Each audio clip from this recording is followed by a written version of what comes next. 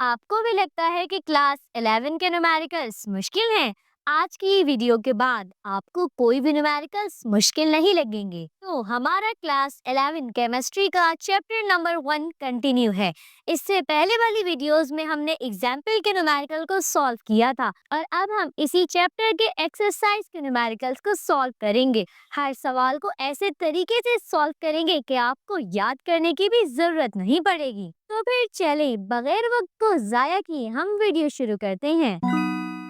तो सबसे पहले हम एक्सरसाइज के न्यूमेरिकल नंबर 1 को सॉल्व करते हैं जो कि पेज नंबर 20 पर है। तो हमारा सबसे पहला न्यूमेरिकल है calculate the number of moles and molecules in, यानी कि हमें कैलकुलेट करना है नंबर ऑफ मोल्स को और नंबर ऑफ मॉलिक्यूल्स को। तो हमारे पास सबसे पहला है 38 ग्राम ऑफ कार्बन डाइसल्फाइड यानी CS2। तो सबसे पहले हम पार्ट 1 को सॉल्व करेंगे और उसके बाद हम पार्ट 2 को सॉल्व करेंगे, ठीक है। तो सबसे पहले हमने डेटा की हेडिंग डाली और क्वेश्चन में हमें दिया गया है 38 ग्राम, यानी कि ये हमारे पास है मास इन ग्राम। तो हमने डेटा में लिखा कि हमें मास इन ग्राम दिया गया है 38 ग्राम।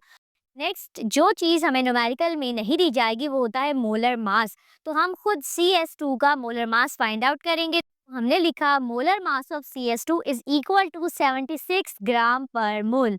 मोलर मास की जो यूनिट होती है वो ग्राम पर मोल होती है और CS2 का मोलर मास हमारे पास 76 है।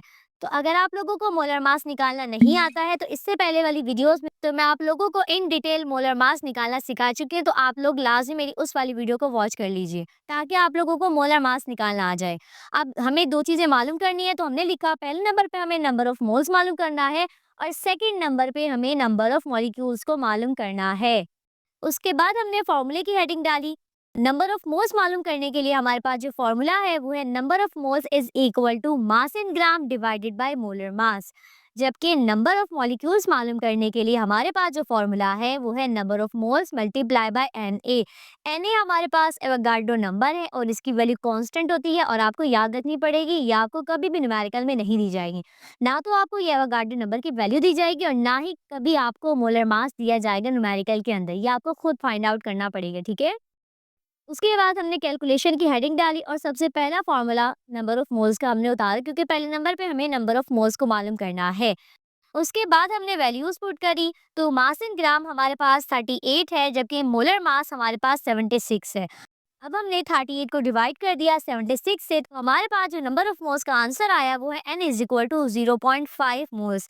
नंबर ऑफ मोल्स को हम n से भी शो करते हैं, तभी मैंने यहाँ n लिख दिया और ये आप लोगों के पास नंबर ऑफ मोल्स का आंसर आ चुका है।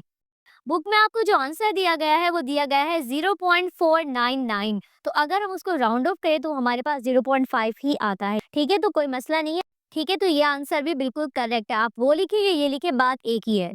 नेक्स्ट हमें नंबर ऑफ मॉलिक्यूल्स मालूम करना है। तो हमने नंबर ऑफ मॉलिक्यूल्स के फॉर्मूले को उतारा और उसके बाद हमने वैल्यूज पुट करी। नंबर ऑफ मोल्स हमने अभी निकाले हैं जो कि हमारे पास है 0.5, जबकि Na हमारे पास एवोगाड्रो नंबर है जिसकी वैल्यू हमें नहीं दी गई जो कि कांस्टेंट है 6.02 एक्सपोनेंट 23। अब हमने इन दोनों को मल्टीप्लाई किया तो हमारे पास जो फाइनल आंसर आया वो है 3.0 एक्सपोनेंट 23 मॉलिक्यूल्स। तो ये हमारे पास नंबर ऑफ मॉलिक्यूल्स का फाइनल आंसर है। तो हमें क्वेश्चन नंबर 1 का पार्ट 1 मालूम हो चुका है। अब हम जरा पार्ट 2 मालूम करते हैं। तो हमारे पास क्वेश्चन नंबर 1 का जो पार्ट 2 है वो है 38.4 ग्राम ऑफ सक्रोज यानी कि C12H22NO11। ये हमारे पास सक्रोज का फॉर्मूला है। तो हमने फटाफट से डेटा की हेडिंग डाली और डेटा के अंदर हमने लिखा कि हमें जो मास इन ग्राम दिया गया है वो 68.4 ग्राम दिया गया है। देखिए हमेशा आपने यूनिट देखनी होती है, तो जब भी किसी भी वैल्यू के बाद जी लिखा हो इसका मतलब है ये ग्राम, यानी कि आपके पास है मास इन ग्राम। नेक्स्ट चीज हमने जो मालूम करनी है वो सक्रोज का मोलर मास मालूम करना है। तो हमारे पास जो मोलर मास ऑफ सक्रोज है वो होता है 342 ग्राम पर मोल, ठीक है। आप लोग करेंगे क्या, कार्बन के एटॉमिक मास को मल्टीप्लाई कर देंगे 12 से, इसी तरह हाइड्रोजन के एटॉमिक मास को 22 से मल्टीप्लाई करेंगे और ऑक्सीजन के एटॉमिक मास को 11 से मल्टीप्लाई करेंगे और बाद में इन सब के आंसर को प्लस कर लेंगे तो आप लोगों को मोलर मास मालूम हो जाएगा। अब हमें सेकंड पार्ट में भी दो ही चीजें मालूम करनी है, यानी कि नंबर ऑफ मोल्स और नंबर ऑफ मॉलिक्यूल्स। हमने फॉर्मूले की हेडिंग डाली, वही फॉर्मूले दोबारा से रिपीट हमने लिखे नंबर ऑफ मोल्स और नंबर ऑफ मॉलिक्यूल्स के। नेक्स्ट हमने कैलकुलेशन की हेडिंग डाली और नंबर ऑफ मोल्स के फॉर्मूले को लिखा। अब हमने वैल्यूज पुट करी है, ठीक है, मैंने डायरेक्ट करी, यहाँ पहले फॉर्मूले को उतारेगा, उसके बाद फिर आप लोगों ने सॉल्व करना है, ठीक है। तो मास इन ग्राम 68.4 है, जबकि मोलर मास हमारे पास 342 है। जब हमने इन दोनों को डिवाइड किया तो हमारे पास नंबर ऑफ मोल्स का फाइनल आंसर आया, वो है 0.2 मोल्स, ठीक है। बुक के अंदर ये 0.199 है, तो राउंड ऑफ करके 0.2 ही हो जाता है, ठीक है, तो कोई मसले वाली बात नहीं है। नेक्स्ट हमें नंबर ऑफ मॉलिक्यूल्स मालूम करना है, तो नंबर ऑफ मॉलिक्यूल्स के फॉर्मूले को भी हमने नीचे उतारा और हमने वैल्यूज पुट करी। नंबर ऑफ मोल्स हमने अभी निकाले हैं 0.2 और एन हमारे पास कांस्टेंट है 6.02 एक्सपोनेंट 23। इन दोनों को मल्टीप्लाई करने के बाद नंबर ऑफ मॉलिक्यूल्स का जो फाइनल आंसर हमारे पास आया वो है 1.20 एक्सपोनेंट 23 मॉलिक्यूल्स। ये हमारे पास नंबर ऑफ मॉलिक्यूल्स का फाइनल आंसर है, ठीक है। तो आप लोगों का जो पहला सवाल है वो यहाँ पे दी एंड होता है, ठीक है। तो हमारे पास सेकंड न्यूमेरिकल है, ammonia gas can be produced by heating together the solid NH4Cl and CaOH, और हमें साथ में एक इक्वेशन भी दी गई है, ठीक है। अब हमसे कहा जा रहा है कि हमारे पास जो अमोनिया गैस है वो प्रोड्यूस होती है जब हम दो सॉलिड को, जो कि हमारे पास NH4Cl और CaOH है, इनको आपस में हीट करते हैं तो हमारे पास अमोनिया गैस बनती है, ठीक है। साथ में हमें एक इक्वेशन दी गई है, if a mixture containing 100 gram of each of these solids is heated। अब हमसे कहा जा रहा है कि हमारे पास जो मिक्सचर है इन दो चीजों का, तो ये दोनों ही हमारे पास 100 ग्राम है, मतलब हमारे पास अमोनियम क्लोराइड भी 100 ग्राम है और कैल्शियम हाइड्रोक्साइड भी हमारे पास 100 ग्राम है। क्योंकि यहाँ पर क्वेश्चन में लिखा हुआ है ईच ऑफ दीज सॉलिड, इसका मतलब है हमारे पास जो दोनों कंपाउंड्स है वो दोनों ही 100 ग्राम है। Determine the limiting reactant and the mass of NH3 gas produced। अब हमें इस न्यूमेरिकल के अंदर दो चीजें मालूम करनी है। पहला हमें लिमिटिंग रिएक्टेंट मालूम करना है, जबकि दूसरे नंबर पे हमें अमोनिया का मास मालूम करना है, ठीक है। तो सबसे पहले हमने सॉल्यूशन की हेडिंग डाली और हमें जो इक्वेशन क्वेश्चन में दी गई थी हमने उसको उतारा, ठीक है। अब सबसे पहला काम जो हमें करना है वो हमें करना है मोलर मास निकालने का। हमें सबसे पहले अमोनियम क्लोराइड, कैल्शियम हाइड्रोक्साइड और अमोनिया का मोलर मास निकालना है। हम कैल्शियम क्लोराइड और वाटर का मोलर मास इस वजह से नहीं निकाल रहे हैं क्योंकि हमें इसकी ज़रूरत नहीं है, क्योंकि हमसे जो पूछा जाएगा हम सिर्फ वही बताएंगे। तो हमसे इस न्यूमेरिकल में सिर्फ इन तीनों चीज़ों की बात हुई है, तभी हम सिर्फ इन्हीं तीनों चीज़ों का मोलर मास निकालेंगे, इन दोनों का नहीं निकालेंगे, ठीक है। तो सबसे पहला काम आपने करना है मोलर मास निकालने का। देखें, मोलर मास निकालने के बाद हम मोलर मास को ग्राम में कन्वर्ट कर देंगे, उसके बाद ना हम मोल्स को ग्राम में कन्वर्ट करेंगे। इस तरह ना फिर हमारी जो ये सारी की सारी कैलकुलेशन है ये सारी की सारी ग्राम में निकलेगी, ठीक है। तो आप लोग जब भी मोलर मास निकालेंगे तो आपने लाजमी तौर पर उसके साथ जी लिखना है, ठीक है, ताकि हमें पता चले कि हमने इसको ग्राम में कन्वर्ट किया है, ठीक है। तो हमने जब अमोनियम क्लोराइड का मोलर मास निकाला तो वो हमारे पास 107 आया। इसी तरह कैल्शियम हाइड्रोक्साइड का मोलर मास हमारे पास 72 ग्राम आया, जबकि अमोनिया का मोलर मास हमारे पास 34 ग्राम आया। देखिए, आप लोगों को लाजमी तौर पर मोलर मास को निकालना आना चाहिए और इसके लिए मैं एक सेपरेट वीडियो बना चुकी हूँ, ठीक है, तो आप लोग लाजमी जाकर उसको वॉच कर लीजिए। और एक बात याद रखिएगा, आप लोग इनका जब भी मोलर मास निकालेंगे तो आप लोगों को अमोनियम क्लोराइड के साथ जो 2 नज़र आ रहा है, तो आपने लाज़मी इस पूरे का मोलर मास निकालने के बाद उसको 2 से मल्टीप्लाई करना है, ठीक है? इसी तरह यहाँ पर भी आपको 2 नज़र आ रहा है, अमोनिया का जब आप नॉर्मल मोलर मास निकालेंगे तो वो कुछ और आएगा। फिर जब आप उसको 2 से मल्टीप्लाई करेंगे ना तो फिर आपके पास वो 34 आएगा, ठीक है? तो लाज़मी सबसे पहला काम क्या है, मोलर मास निकालना, और उसके बाद उसको फिर आप 2 से मल्टीप्लाई कर देंगे तो आपके पास 34 ग्राम आंसर आ जाएगा, ठीक है? अब नेक्स्ट काम आपने क्या करना है, आपको न्यूमेरिकल के अंदर जो वैल्यूज दी गई हैं वो आपने लिखनी है। मतलब आपके पास जो ग्राम वाली वैल्यूज हैं, यानी कि आप लोगों के पास जो मास इन ग्राम है जिसे हम ग्राम मास कह रहे हैं, वो आपने लिखना है, ठीक है। नेक्स्ट हमें न्यूमेरिकल के अंदर NH4Cl यानी कि अमोनियम क्लोराइड जो है वो 100 ग्राम दिया गया है, और हमारे पास जो कैल्शियम हाइड्रोक्साइड है वो भी हमें 100 ग्राम दिया गया है, ठीक है। इसी तरह हमारे पास जो अमोनिया है उसका मास हमें मालूम करना है। अभी हम ग्राम मास यानी कि मास इन ग्राम की बात करें तो 100 ग्राम हमें दिया गया है और अमोनिया का मास हमें मालूम करने का कहा गया है, ठीक है। और साथ में हमें एक और चीज़ मालूम करने का कहा है, लिमिटिंग रिएक्टेंट, ठीक है। तो देखिए, लिमिटिंग रिएक्टेंट आप कैसे मालूम करेंगे। लिमिटिंग रिएक्टेंट हमेशा हम कंपेयर करके मालूम करते हैं।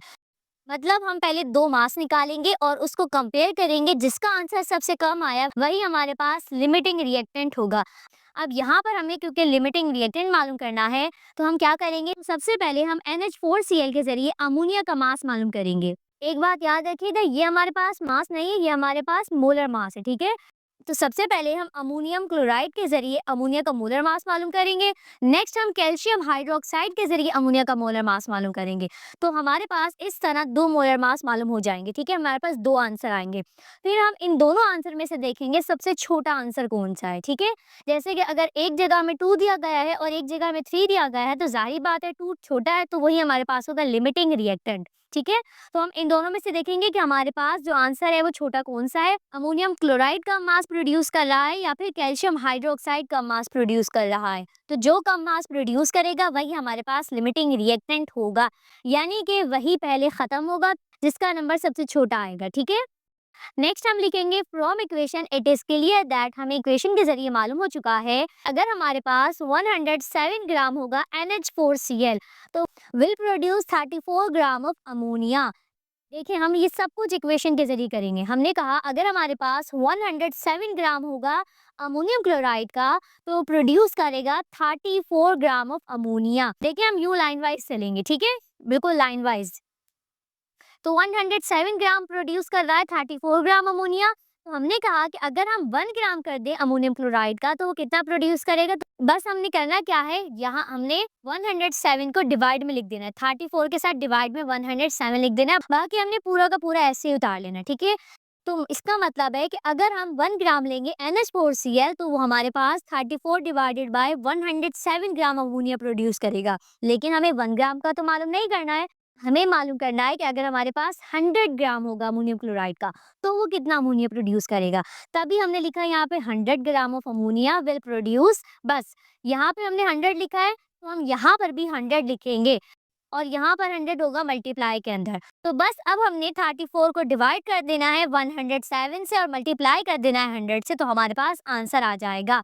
तो हमारे पास जो फाइनल आंसर है वो है 100 gram of ammonium chloride will produce 31.7 gram of ammonia, ठीक है। तो ये आपके पास पहला आंसर आ गया, यानी कि NH4Cl से हम कितना अमोनिया प्रोड्यूस कर रहे हैं, 31.7 ग्राम अमोनिया हम प्रोड्यूस कर रहे हैं, ठीक है।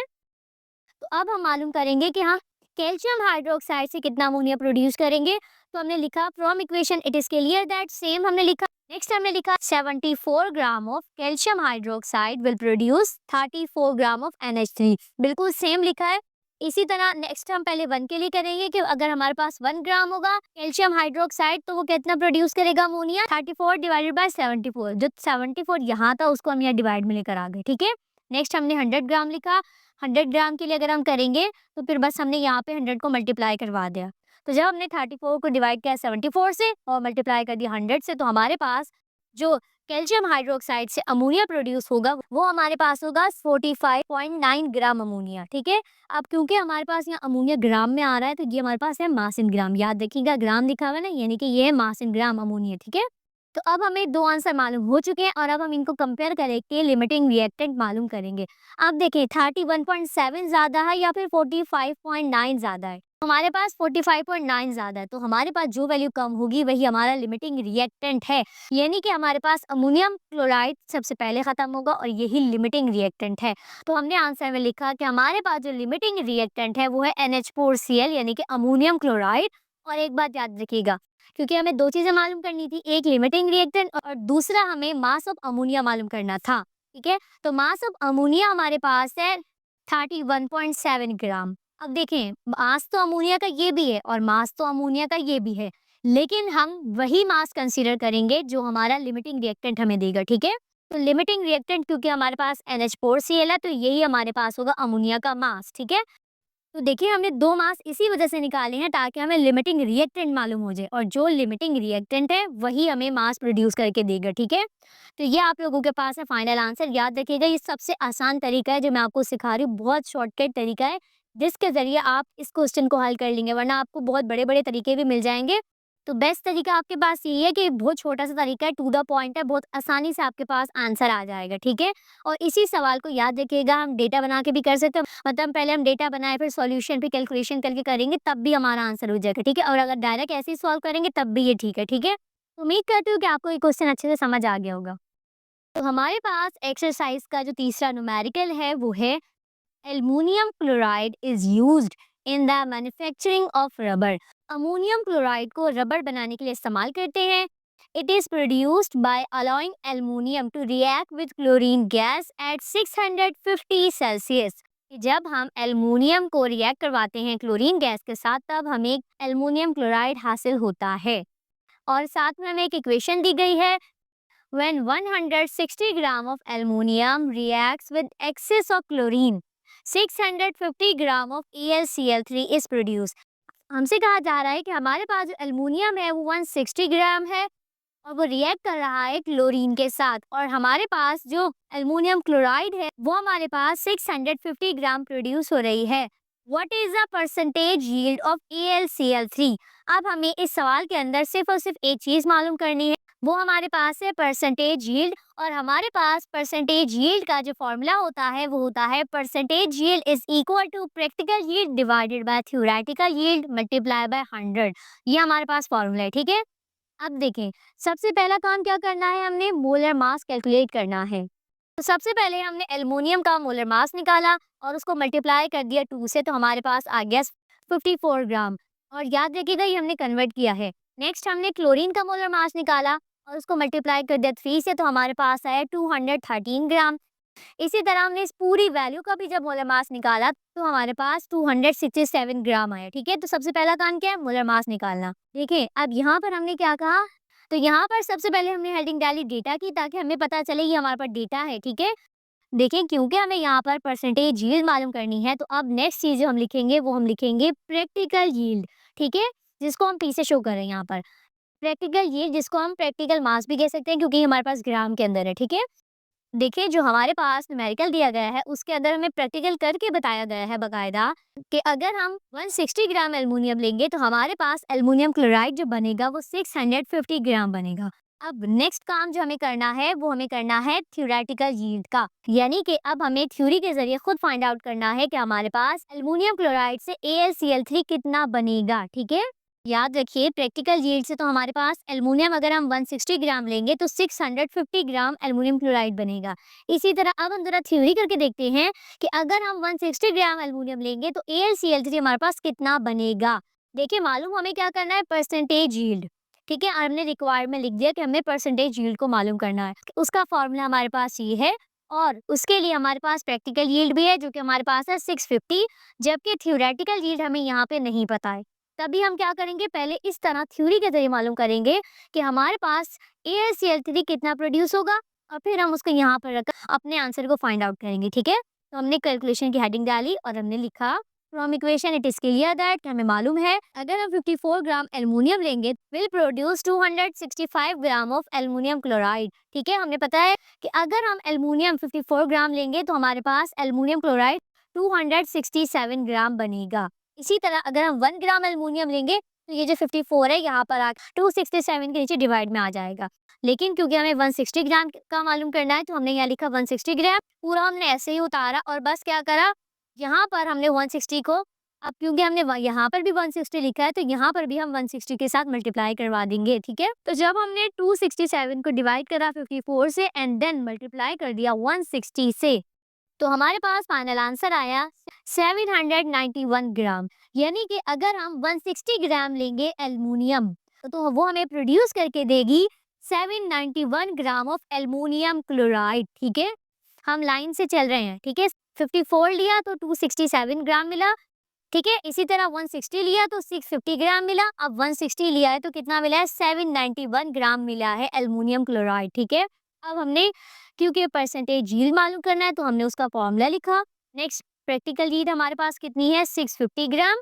थ्योरेटिकल यील्ड कितनी है हमारे पास आई है 791 ग्राम, मल्टीप्लाई कर दिया 100 से। तो जब हमने 650 को डिवाइड करा 791 से एंड देन मल्टीप्लाई कर दिया 100 से, तो फाइनल आंसर हमारे पास आया 82.17%, ठीक है? ये हमारे पास है फाइनल आंसर। परसेंटेज यील्ड हमें मालूम हो चुकी है, जो कि हमारे पास है 82.17%। देखें, एक बात अब मैं आपको वैसे ही क्लियर कर दूं कि यहाँ पर हमारे पास 650 ग्राम है, यहाँ पर भी 971 ग्राम है, तो यहाँ ऊपर भी ग्राम है, नीचे भी ग्राम है, आपस में कट गए, ठीक है।